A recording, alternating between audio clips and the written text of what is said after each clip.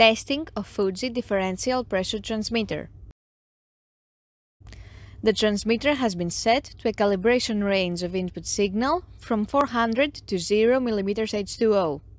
For testing, we add a 24-volt DC power supply, a multimeter in order to measure the milliamp output, and a water column as input signal.